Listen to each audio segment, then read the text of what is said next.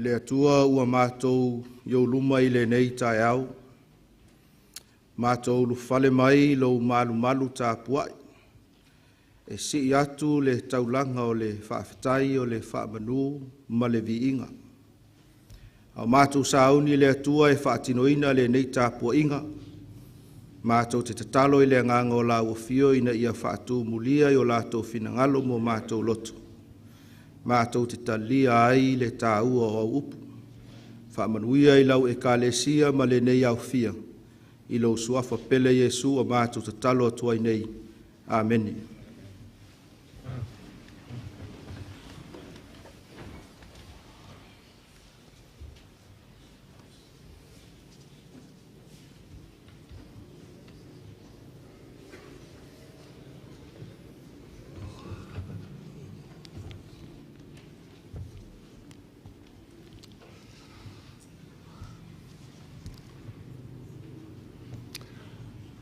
Whaatalo whātu i le ainga pēlo le tuele nei tai aolon sa pati mātang o fie. Wa o se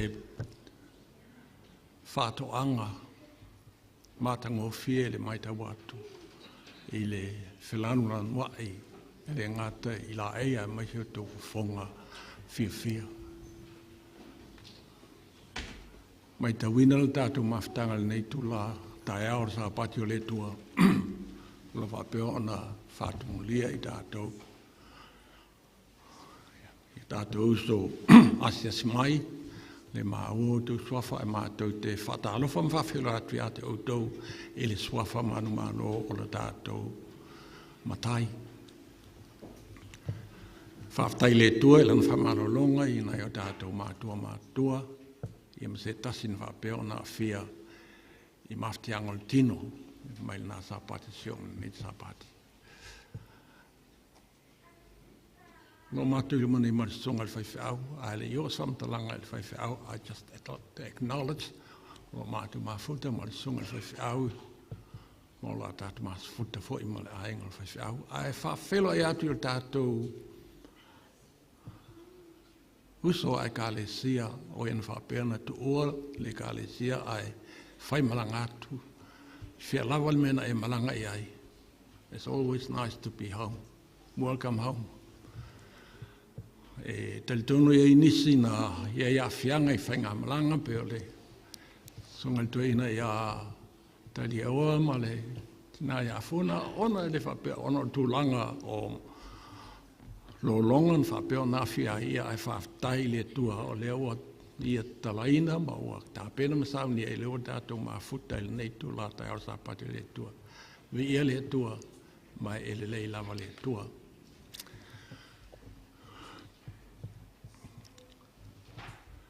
A tonu taimi nei a ve ia o whai mo tau sui tātou te wha. Ta alawha mwhawhelo ai ai ile tu songa ale whai whiau. Songa ia Henry Paul in whapeo ana tu ua, le ka le sia, whapel whaltua, ia ti resa malano whalo. Ai whenga I mamalo longa. Ia tonu lau mai tau I lau whalonga. Ia tonu al malo longa, ai ta ua se malo longa nga lui. Ia ai oia me omo whamanianga. Lau songa whai whiau. Sa nofo talo lava lau e ka le sia. Mo la tau. Tātun foi sa lātou tūlim tae ai huina leo maua la sunga I lungof. A teletono le tele au taimi no lātou mulmuli tae ai po ferme o I whainga malanga. Nei tae au ua taunu ai nisho upu le whionga le tua. Ia toma, ele iei toma le taimina I Iesu. Whapenatu a te leo tātou sa tātou whalonga I tala. O te nuu manu I le whainga malanga al whaiwhau, o le whono, tue whoi mai. Ao tae ao nei, ia leo ua tātou, mori mawina. O leo ua no whiel no whoa, o leo ua ngā le tua. Il nei tae ao mo lawa inga le whiong pia le tua. Mai vea I lo whatau wai whai mo tu sui mātou te whapea tuai, la songa le whaiwhau. Welcome home. So mai la sunga for wale la mai no la fiong pa ya le tua mo le no le tua mo ti resa mo no falo whatalo wham whawhelo i atu. I atu e whaltua, i e wham le manatu sa whapea ona whamanuina la o tau whainga malolonga. Ala nei o te hunu mai, a mata fo ia onga, e na whasiri a taira. Po ai lea whea onga ia hira te sanga nei ia whamai taira, ia o le whaltua. Ia ai, o vaenga ki tūranga whaainga ia ma omolo a whingi. Ai vi ia le tua, o tātou maha futara nei tai au foi. O hia, e vi ia le tua, ai leo tātou. Mai le songa le whaiwhi au mala ainga, i le nganga whaaftai, i le ngata i te ngata le ka le sia la au tau nofu tāpuai. Ia te tono le nganga whaaftai le tua, i ona au tai, i ona au la veai. Moia la sauni e se tau langa, e whaeloa i le nganga whaaftai le tua, o whapea ona o tauli maina. Ia o whain merolo i ai, au i aina leo, tala whenga i men, na tuar whaiwhi au. Ia ai, me stai me te aru whatununga. E a wheta la. Whaftai la ama, vi ia le alofa malanga leo le tua. Salamo lusu ma lolo i upu masani a antau whalongo mo whalongo i ai. Nau mātou fia ina wala tau whai mai, tātou te o i le whale o Iova. Mai ilu te tununga mai nā sapati se o manei sapati, o le langona le sai ai i te ngātau le tua. Sa tuli matai mai le tae ao nei, la whapeona tātou mafuta mai tono lon man paia, mo tātou vi ai le tua. Ai sea, whamele salamu e whetsumal whetu, al whai upu e sfumal tolo rei upu whapea, o lau malu, o le ata le o le whaotanga. Filfilia e le, songa le whawhi aule vi inga mātango file pese ono suma lima, la whapeon tātu tu lai whaatasima, vi ia ile lofa milanga lei, o le tua moi tātou. Tala, mai le tala, ia Yesu.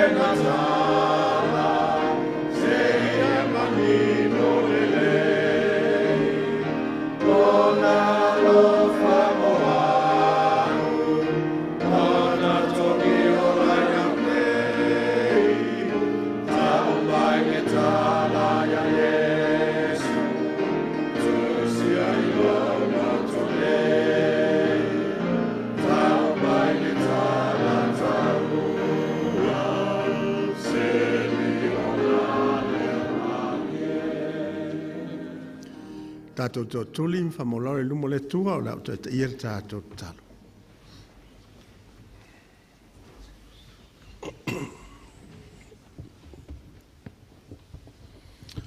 Le tua, ang le ia lo mātou matai, leo lo soi fua le langi. Nei lava turata e o mātou langi whatalea le nei vi inga mai moni lava, lo sa tauro lava, na mangalo ai I mātou.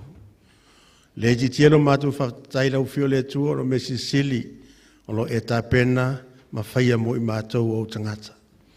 E ui lava no mātou se mo mātou whale toni o luma le te leo taimi, e leo liu ai lo lava alofa tunoa, ma lo nganga whamaoni mo tangata.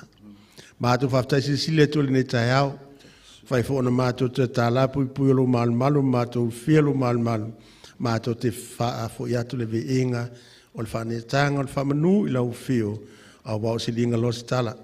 Wa silinga lo stala vale mātou te whalongoina, tono lau e kālesia, wa nao le leo le fia. E ui lava na lo wale tau, le nafo I weekend si o ma lava nei fui vai aso. Ai le tua whaftai, I leo te inga saonga le mu, sa whalo loa I ala, so se mea na iei o whanau fio ai, pei fōna mātou e le nei tai au. Le tua, panga lava, se I fonga ina po na o le mātou wa I fonga le nei tai au. Ai whawhetai le tua le mawhamaoni o lau fio, o lo o mawalunga, lo wa lofa, lo wa nganga whamangalo I o tangata. Mātou whawhetai le tua, mo mai tarana I mātua, o lo tu mau I lau whamunia, I nei vai aso a mātou talo I a ielo wanga lei, au I la tau le tūlanga o le seifua matua, tu awhi a whaso o pati, I a le ngata fui lea, le to fin fo ia langi ia le ngata leo au tu susi lau I ka le sia te a chari le tua mātou talo le tua o ati ngalo whengai malatou le nei tai au ia lang moluina le whininga lo lau fio mau lava whamanianga mo I latou le nei sapati mātou talo fo le tua wai fo I se tasi o iai ni maftianga mātou te leo iloa le tua anga le lau fio I lau lava a lofa tu noa pa iatu iate latou ma to tala fa tola vale nei foi tai alta mai ia la ono foi la fa pe foi ona tu lai foi fa so mai lo tama ainga ia la funan ta penanga le na vai aso ia le tua ia tu la tala o fionga sa muia ia fa pe fo na mana le upo la fa so mai fa longo I matou matalia ia matou fai tu sai lo lava finangalo ia matou tala foi le tua la smo mo por sa pati mo o le a foi pesa la tulvau la fa pe foi ona langina o vi inga ia le tu fa mole fa ia le tulvau fa le mo la tu fa mole ia le tu le la matu talo eni mele o yes fam talanga se le ne taiao le tu te si le fia me umba matu talo ia lo wanga le fa mole fa mangalo no matu fa le ton talia me la matu talo yo la tu la sa per que viso lo matu fa ola amen.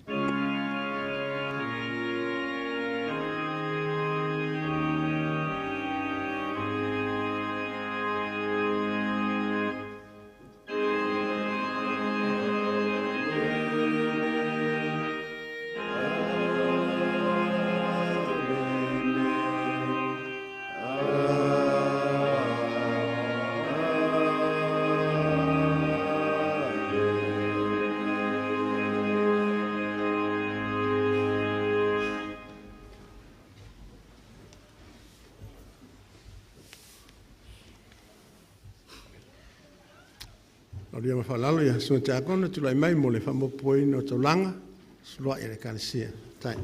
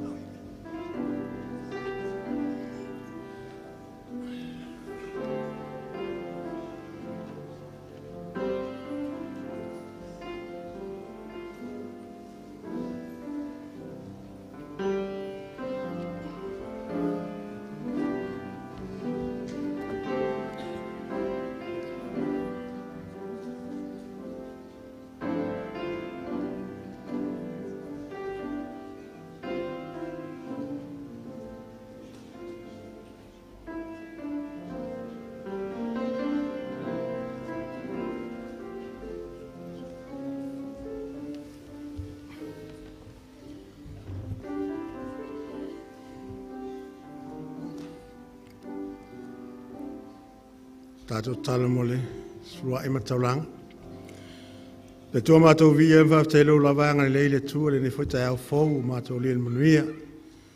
Whaftai le tua le nawa yaso sa whenga i whuilo nuu mo whi au matiute inga luenga sa whenga iai. Nā tū talia inai whamunianga lau fio i so se awala le tua mātou te whaftai tele i luanga le nawa yaso mo tangata. Tutulai lau o whenga luenga mo taulanga a lo nuu i ale ngata fo leo sfulua ina e whatonu e whafoi i hata oe. Le atua whaamul mole i a whapa i ina lau whiole nei taulanga a waso se mea o e whina ngalo i whaleia mo la mātou ngaluenga i a pora ngaluenga lau whio. I a le atua whamunia mai na wika ane sia i mātou umalawa o no lo lau safa Yesu. Amen.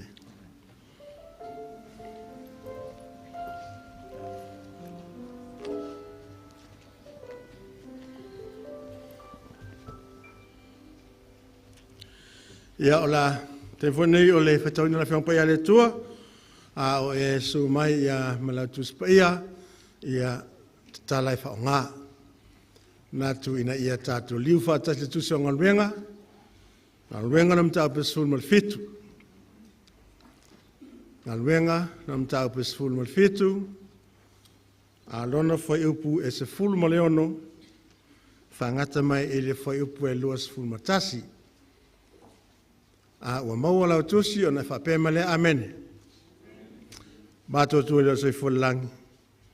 O mātou talaini lau whiong pa ia le tua mātou te whaita wine le netu la tai au. Whaamul mole, ia whalea wine lau whininga ini a o mai ngang lau angelu te to lua mai mātou. Ina ia manino, ma mātango fie, ma talie o latu whininga lau whiong pa ia, la mātou whaita wine le netu la tai au. Whaamul mole ngang sa. Amen. Tātou te whaitau whewa wai, a mata mai whai upu e sfulma leono, e whangata ili whai upu e lua sfulma tasi.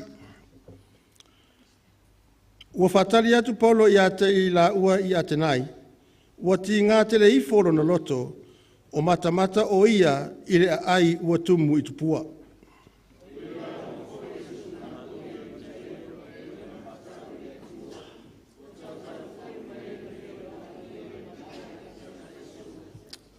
Ona whiwhinau mai lea o isi o le lau fia popoto i le itu ainga o Epikuro, ma le itu ainga o Setoiko, ua whai mai fo nisi, pe ala i se ae whai mai aile nei tangata sili, tangata sii le lau, a ua whai mai isi, ai se folofola mai atua ese, awa na fola atu ia te ila tau le tala lei ia Yesu ma le toe tu mai.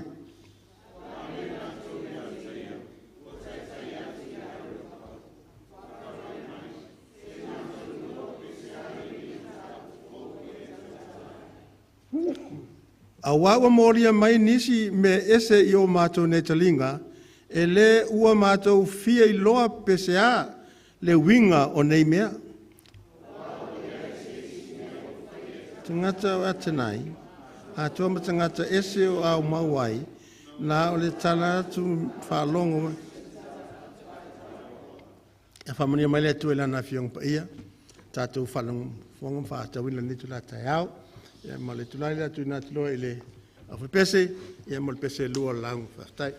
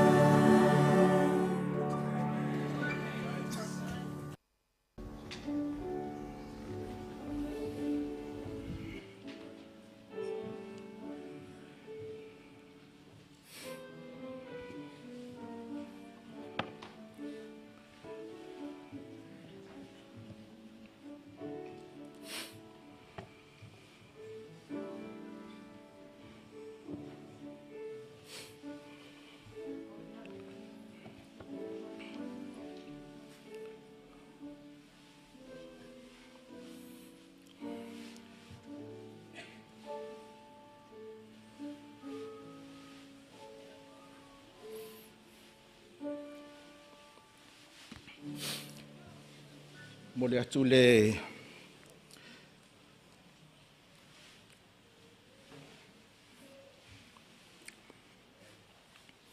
ngang whaftai ma le whamalo i le au talvou.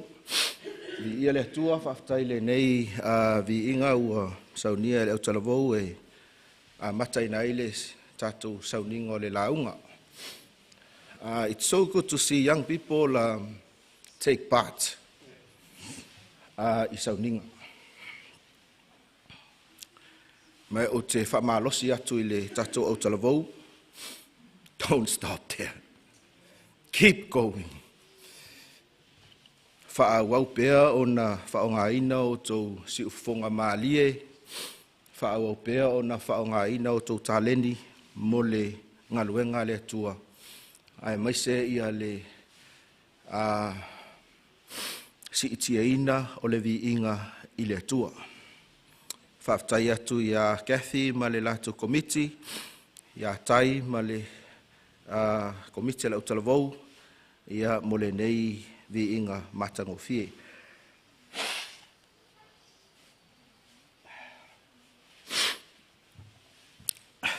Ina ua toe fo'i mai ia Michael Jordan i le basketball. O upu mua lava na ia whaia i lunga o le televise. I'm back. Church, I'm back.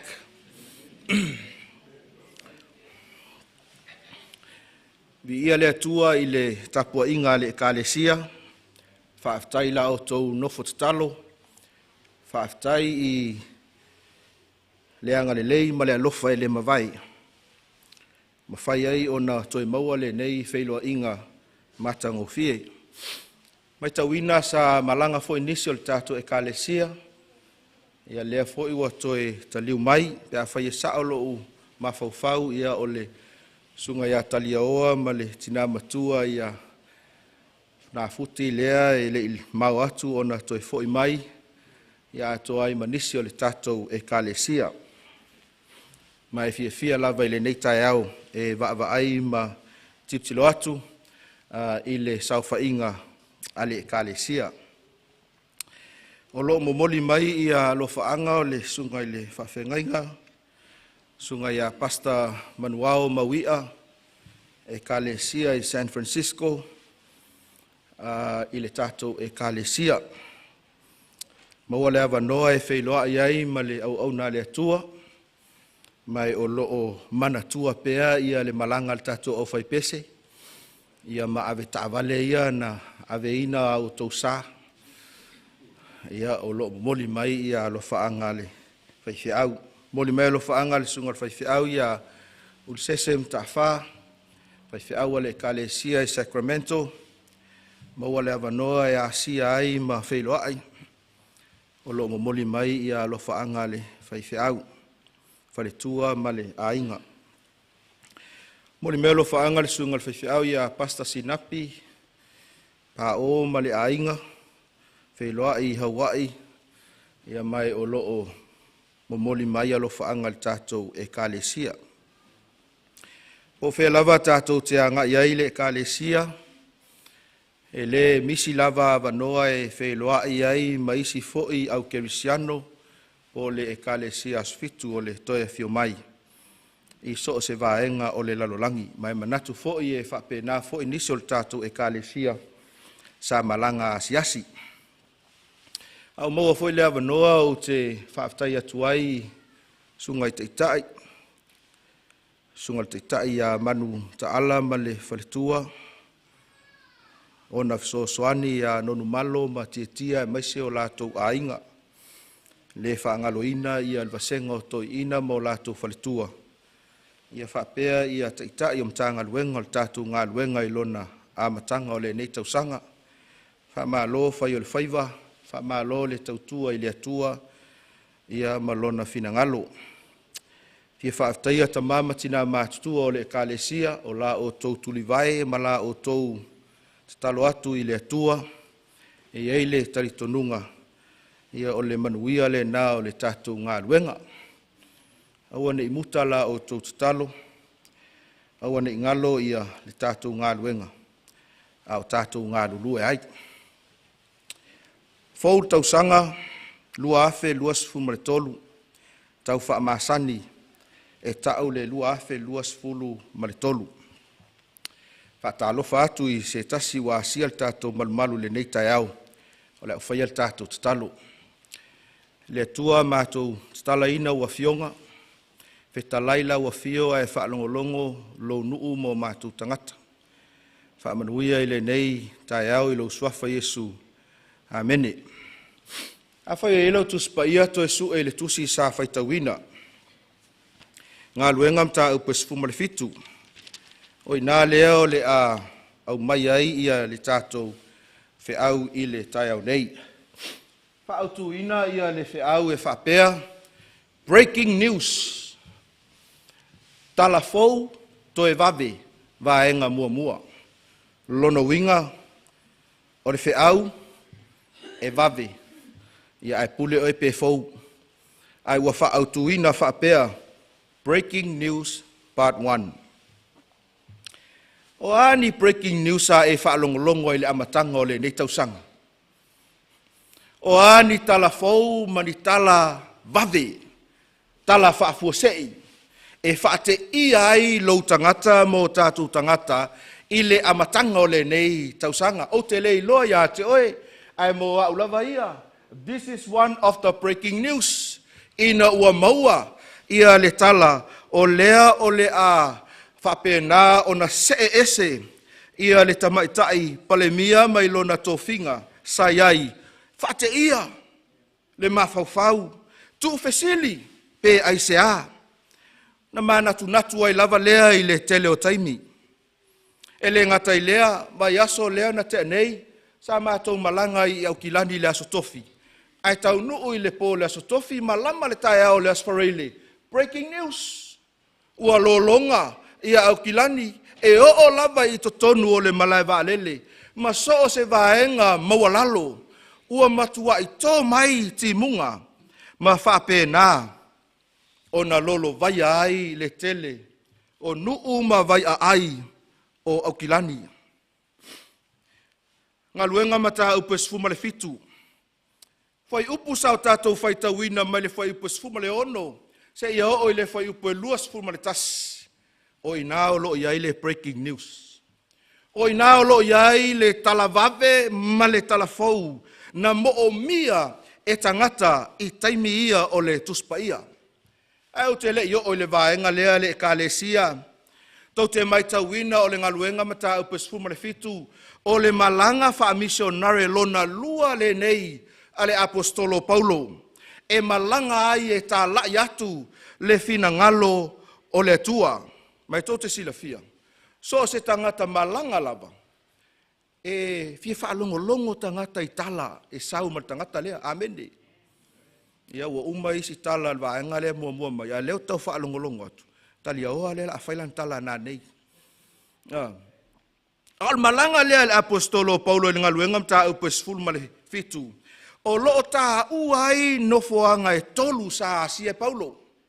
Tolu nofoanga. Nofoanga mua mua e tā ua o te Salonia. E te maua le ngaluenga mata upes fulma le fitu. Alona foi upu mua mua, male foi upu e lua. Fai mai ina ua o atu Paulo i te Salonia, fai mai tuspa ia. O na o lea o ila ua i te Salonia. Ua ulu fale foi i to tonu o le sunako. I le meo lo iai tangata o le tua. O lana lea masani. Mai tolu foi sa pati. Sa iai Paulo i te Salonia.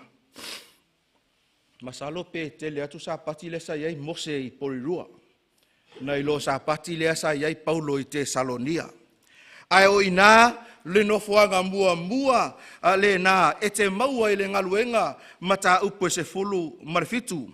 Tau te sila fia le ekalesia e le i ulelei ia le malanga le apostolo Paulo i te Salonia. Ina ua o mai whaatasi tangata whai mai whamtalanga tuspa ia e le ngata o tangata iutaia e le talitonu. Ai o mai ai male au tā whawhau vale o upu ia al tuspa ia. Ina ua whaalongo ai tangata iutaia e le talitonu i le atua. Ona o lato o atu lea ma au mai ai ma isi tangata. Ma nei ai o le whaperetania. Whai mai those who were not persuaded, Jews who were not persuaded. Pai mai nau lātou o mai, ma au mai tangata e tā ua, evil men from the marketplace. Ia, ai whai tauina le amatanga o le tusi, e te maua ai lona mafuanga. E whaatupu e tangata i to tonu o le sio manga, e whapena o na auina ai le tele o awhionga pa ia le tua.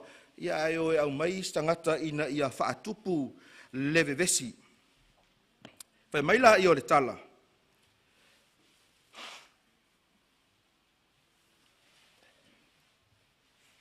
O na momoli ai lea e le auso Paulo, Masila, i le isi no fuanga lona lua.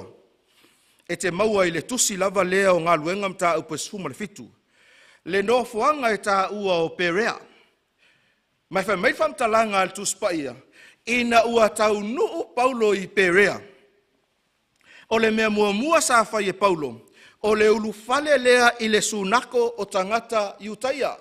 Mai tau mai le kalesia, ina ua tau nuu i Tesalonia, na ulu fale i le sunako o tangata Iutaia. Ina ua tau nuu i Perea, ulu fale i le sunako o tangata Iutaia.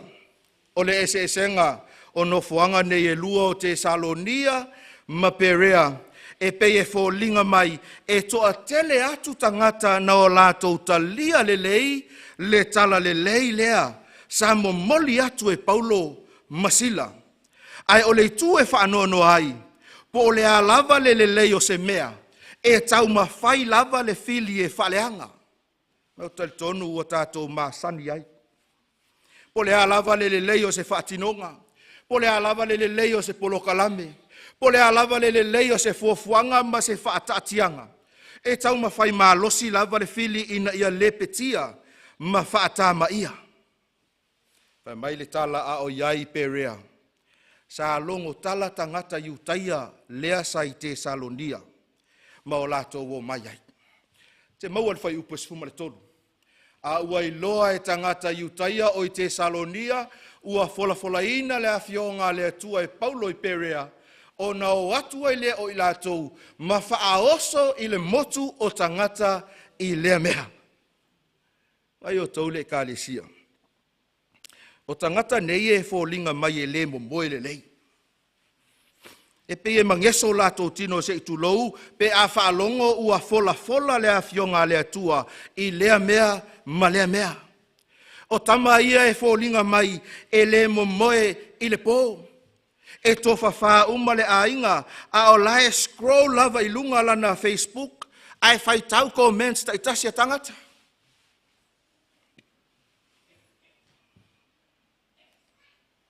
Mo le tausi la fia.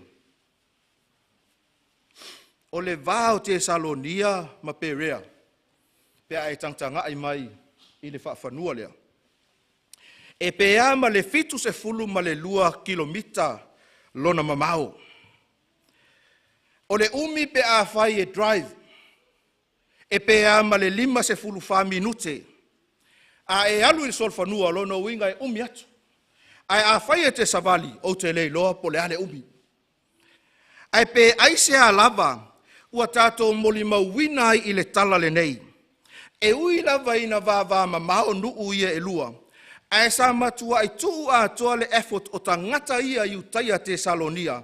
Ina ia o lātou o mai ai. Ma ia o lātou whaia se mea leanga ia Paulo Masila. Ai ua le manatu ifo se ku ia.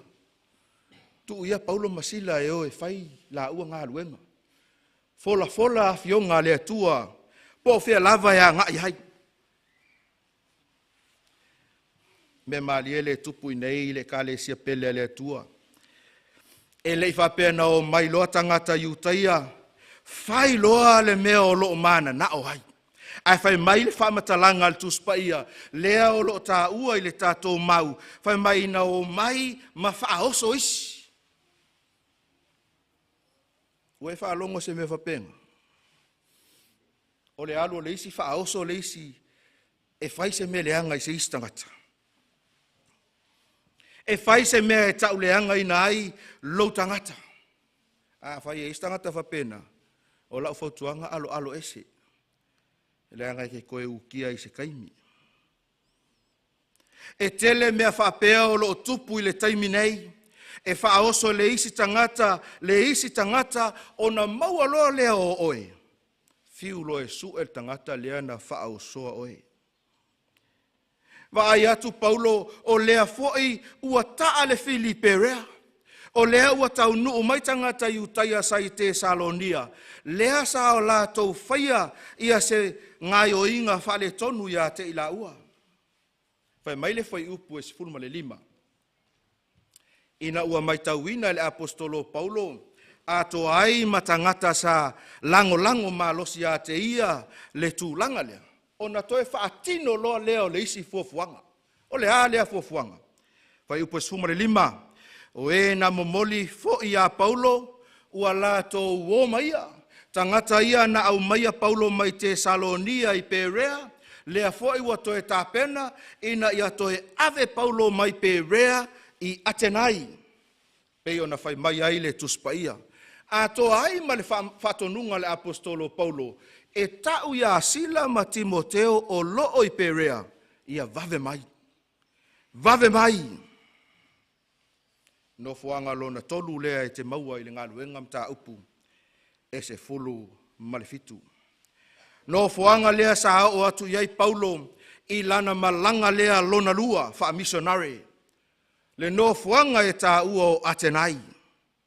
Tau te silafia o le poloka lamea Paulo mo Atenai o le a nofo ai ma whaatali le tau nuu mai o Sila ma Timoteo.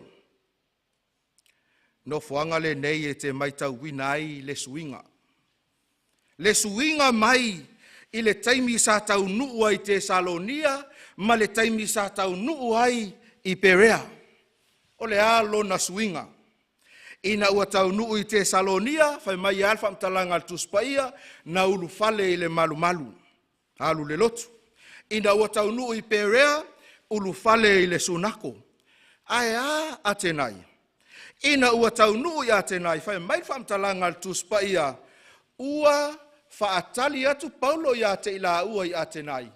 Ua ti ngā te le ifo lona loto, o mata o ia I le ai, ua tumu I tupua. E le I ulufale I le sunako I le taimi mua. Na tau nuu ai Atenai. Aya.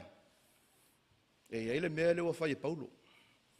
Ia whai mai le sto ina pea wa kaa ia Paulo. A o lea wa alu Paulo e mata. Ia o le sifo I le sona mo tātou malanga. Tau nuu isa moa tofu sunako.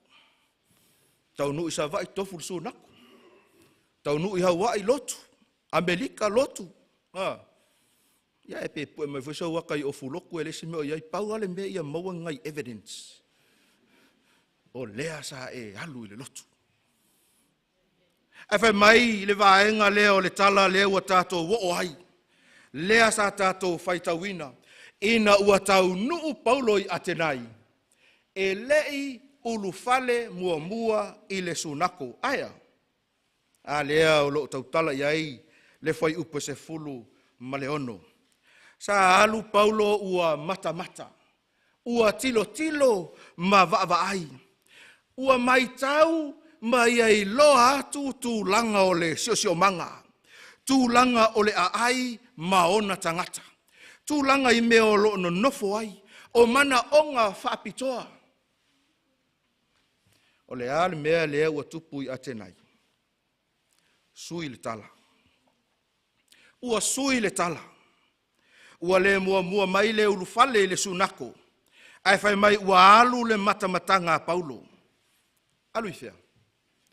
Alu le siti. O na alea. Whai mai le vaenga I so ai. O le whai upu lea e sfumarifitu. Vaenga I so ai. Ua ia la unga foi ile sunako ma e o matatau ile atua. He reasoned in the synagogue with the Jews and with the Gentile worshippers. I to tonu o le sunako po o le whale tāpuai. E mau hai tangata ia e lua. O tangata Iutaia matangata o nuu ese, ua o mai whaatasi mo le sini e tasi ma le whamoemoe e tā puai i le atua. Ai mai tau mai le ekalesia ma le aofia, le vaenga tahaua le nei. Na fo'i mai lole matamatanga Paulo i le siti, ua matua i manino le leila na vaai, i le mana onga o loo iai i le community. Na halu e tilo ma vaai, o le ase ngā luenga ale ekalesia o tangata iutaia ma tangata o nuu ese, ina ia tali atuai i le siti. O la usili le ekalesia sfito to fio mai porirua. Nga kou maka i polu. Nga tou mata i Wellington. What are the needs out there in the community? O ina whaatulanga lau polo kalame o le tausanga.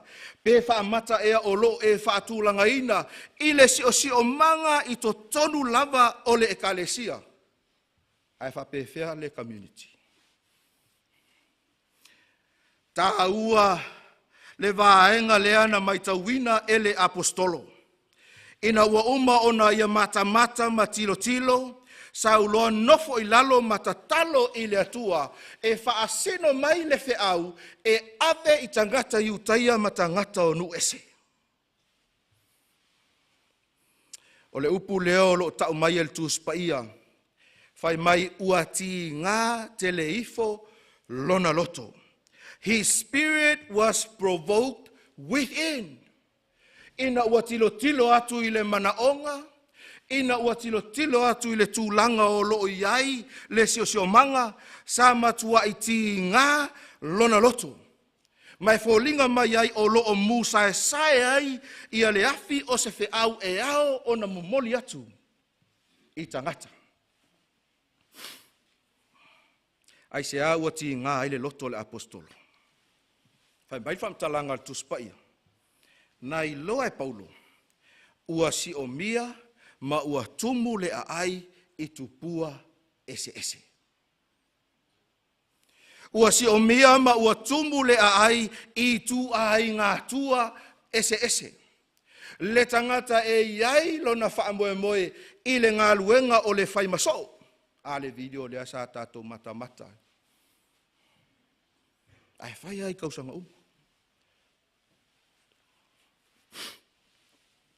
Hau nofo mo mawhauwhau. O le aso wha nei, aso tolua nafi, aso lua talatua nafi, aso tofi. Na fiki mai ele notification. E whamanatu mai a te a. It has been 6 years. Ono tausanga. Wala aule atua. I to tonu o le nuu ma le ekalesia o porirua. Ono tausanga to e nofo ma to e mawhauwhau i tua. O le a ea se sao i le ngaluenga le atua. Ina ia tali ai i mana onga ma le lave ina o anganga. O lo whapena o na ngā lala. I tua atu o le whalesa. Ma le malu tāpuai. Ia mwhaifuena e nofo ma e mawhauwhau. Lea le umitalo na e loto sfitu. Lea le umitalo na e toina. Lea le umitalo na e ti a konu. Lea le umitalo na avea o e masoo i to tonu o le ekalesia. O le a ea sa tātou sau. Ina ia tali atuai i le manaonga o le atua.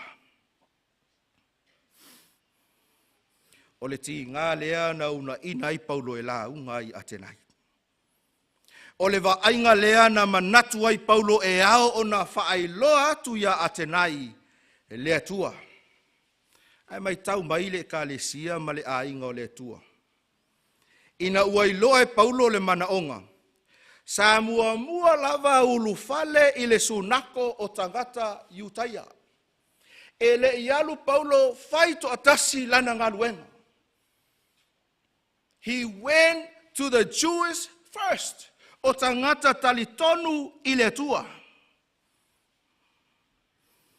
Aisea. E le tau mate le ainga o le atua o le fe au lea na momoli e Paulo i le ekalesia ina ia whaai loa atu le te wamoni e toa tasi. Ina ia tau atu i tangata e le tele ni atua e tasi lava le atua moni e toa tasi. E maile si itanga e te maua i le tusi whaamatala maua le ekalesia. E te maua i le whaamtalanga le nei le itu lau e torse lau fast fumo le ono. Paul, as his custom was, mauna o le masania Paulo, na ulu fale ai tutonu o le sunako, went first to the Jews, naturally expecting support from them in his fight against idolatry. Whai mai na alu, ma le whaamoe ma le whaanau o lona loto. E maua mai i le vaenga e lango ai le momoliina o le feau inu esi. To tiri fiel mafuanga le ina alua tangata i e whaatula na ia lotu. E le au mai i le manaonga. Ai a whaifo ia au mai i. E le o talia ina le manaonga. Ina ia whaalau tele atu le fina ngalo o le atua. Tau maua mai le vaenga tāua le nei e kalesia.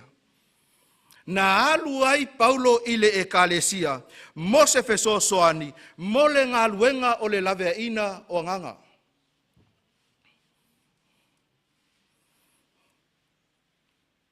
Le o manino le lei, pena maua se feso soani pe le ai. Ai Paule mea mauti noa leo lo tātou maua i le tala, whai mai le vaenga muli o le whai upe se fulu marefitu, pe a whai e te manino, ua tau tala fo i mae na whei loa i maia i le malae i aso whai so. E le ngata sa ulu fale i le sunako, ta pua i matangata iutaia matangata nu ese, ai whai mai sa tau tala fo i mae na whei loa i maia i le malae i aso whai so. Maalia i o le upu whaaperetania, rea tātou te maua i le mau lea a. Whamai, therefore he reasoned in the synagogue with the Jews and with the Gentile worshippers, where? And in the marketplace daily with those who happen to be there. E fōlinga mai e le whaalango Paulo i le tali mai o le ekalesia matangata iutaia le ai, e le tau fia i lana ngā luenga o le moli mawatu. O nisi taimi, pei e whaalango ma whaatalitali tātou polokalame ma fuafuanga. I le whaataunu uina o se whanotanga, po o se malilienga ani tangata, po o ailava o na tupu lea. In this case, e le i whapena. Ma e le ingata fo i le sunako, le ngā lua e le apostolo Paulo. Aia. Na o ai fafo. Talusia ia o le asui nei tausanga. E le ngata i wharesaa lau kerisiano. E wha au pea i tu atu o le malu. E mai whamtalanga al tuspa ia sa tala noa Paulo i soo se tangata e wheiloa ia i le malae i aso whaiso. O le a le malae lea e tau tala i tuspa ia. Alea. O le makeki. Makeki. I to tonu o le ai leo a te naiwhai mai e lua i a maketi. Tai pei au sa moa i la aso. Makeki funga lei. Ia, ma le fili makeki. Ia laua tolu makeki o ia ma le makeki. Vai tele mo i la toiftoa fo i mai sa moa. Ia maisi maketi. Au to tono atenai e lua ona marketi. There is a commercial market.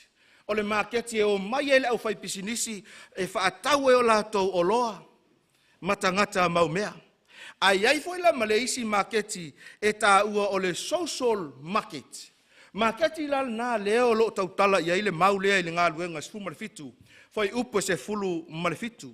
Fai mai o le marketi lea, po o le malae lea, ina ia o mai whaatasi ai le toatele o tangata. O le nofuanga e maua umahai tangata. Tumu ai i le au sa ili ma le au nofu toatasi. ia maleisi vai. O le nofoanga whai mai e si o mia i whaatangata maata ese o tangata tautaua a toa ai mātua ese o eleni. Nofoanga foi le nei e pei o le malae taalo. E pei e fōlinga mai ai o i e a ngai ai ia le au whai polokiki ma le au whai filosofia. O i foi, pai mai whaamtalanga, e sa o loto ai lau talanoa. E le peo Tesalonia ma Perea. E le ilevanga a makala unga ai vau mika kalwhaikoa. Au i le nofuanga lea, whai mai e sa o loto ai lau talanoa. E le whaasa ai lau whaasoa. E le whai mai se manato, se e tauf. Le hai, e sa o loto ai me uma. Mai o le vai su lea le apostolo Paulo. Ona o lai ai le whiau e fia momoli atu. E te le talanoa ma tilo. Po ua tai o mai ia se lo matua ma se to'o ia te oe. Le ai. E alua oe. E whaahali a lo oe poto. Ma lo oe silafia. Mai o lea lae whaalongolongo atu ai le isi au whaito wha i le whaasoa a le tangata lea i to tonu o le o ngā to tonu o le maketi lea. Mai te mau al whai upes fuma le valu whaamtalanga lea o lo tu si ai. O na finau mai lea o isi o le au fia popoto. O le itu a ingo Epikuro ma le itu a ingo Setoiko. Ua whai mai foi nisi. E ala i se a le whai mai o le nei tangata sii i le lau. A ua whai mai isi. Ai se fola mai i atua ese. A wawa na fola atu ia te i la tau. I le tala le lei ia Yesu. Ma le toe tu mai. A whai tau le toe ina sa moa ia Epikuro. Ma se toiko. Ona wha apelea. O ai ea ia tangata. O a ea ia ingoa. O Epikuro ma se toiko. O a onga maua lulunga ia e a ina ai le poto wha a filosofia. I to tonu o Atenai.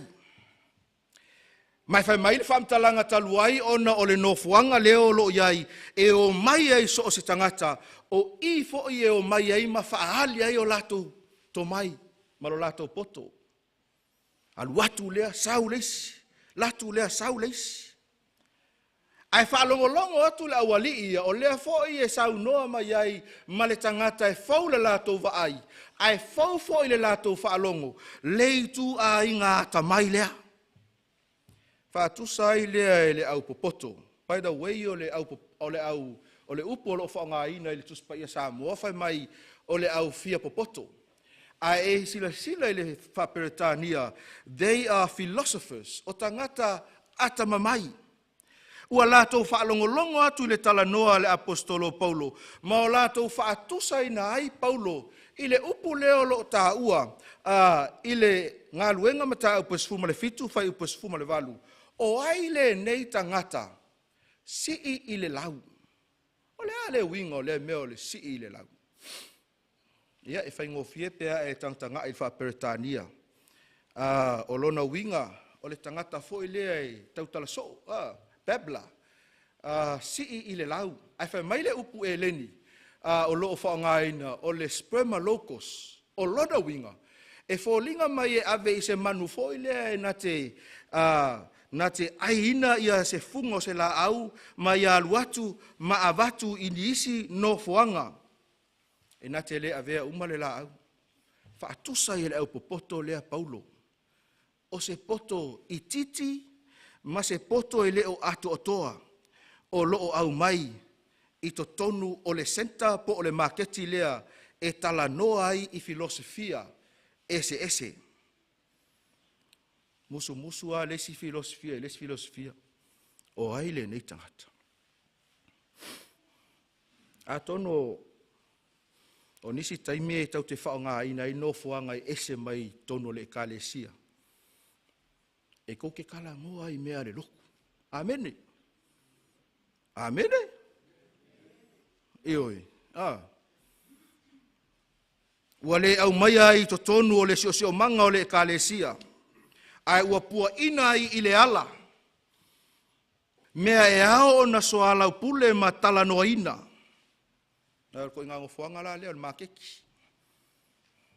Ia to e fa poto sistei me fa long so le se ma keki me le.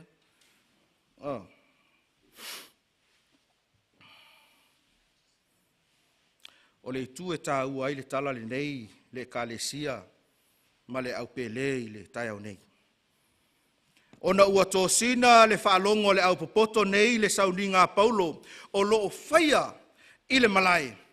E le ona ua mānaia i le whaalongo, ai whai mai whamtalanga, ona e fau i le whaalongo. Breaking news, o se mata upu e fau la latou whaalongo. Whai mai le whai upu e se fulu male valu. Lea sa whai tauina i lona vaenga muli whai mai sa fola mai i atua ese a wawana fola atu ia te i latou le tala le lei ia Yesu male toe tu mai. O se mea e faula latou whalongo.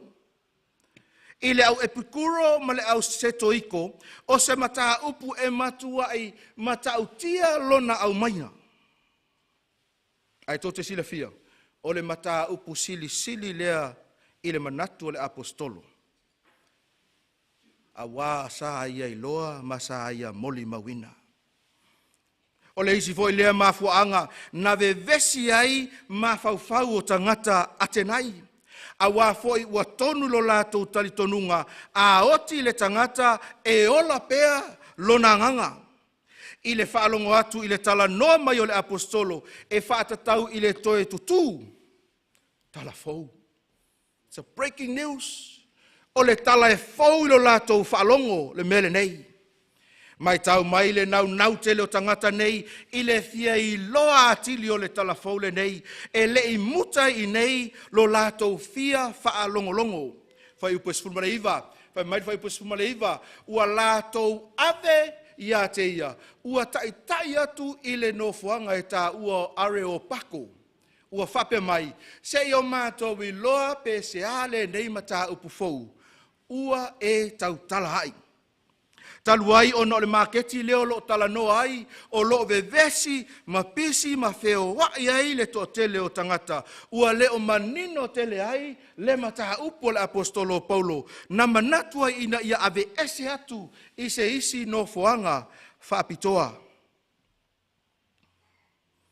Le lava se taime e whaamatala ina ai, ia le no foanga lea e tā ua, o Areopako, ai o le maunga lea e whai mailo na tala, o i e ave ai ma taha upu ale council lea atenai, e tala noa ai ma pāsia ai, o i fo i e leso o na halu iai se isi, na o tamasa sao a e oi i le maupu e pu e lea, a o lea ua ole wali e ave i Paulo ai sea, se kau wha mangingo la i kiki a le vala lea, se ia tau au mai fai mai le lato fesili e ao o nao mato wiloa. Le mea lea e te tala noa mai ai. Ai sea, le anga o se tala e fou la mato whaalongo. O se mea e ao o nao mato manino ai. Fai mai lo lato mana onga. Mato te fia i loa tonu le mea fou le nei. O le ale tala. O le tala ya Yesu Keriso. Le tala lea sa tātou pepese ai i le amatanga. Tell me the story of Jesus. O le tala ya Yesu e fau i aso uma o le olanga. Ai a olo na i le lava. O nga le fau lo lea le tala ya Yesu Keriso.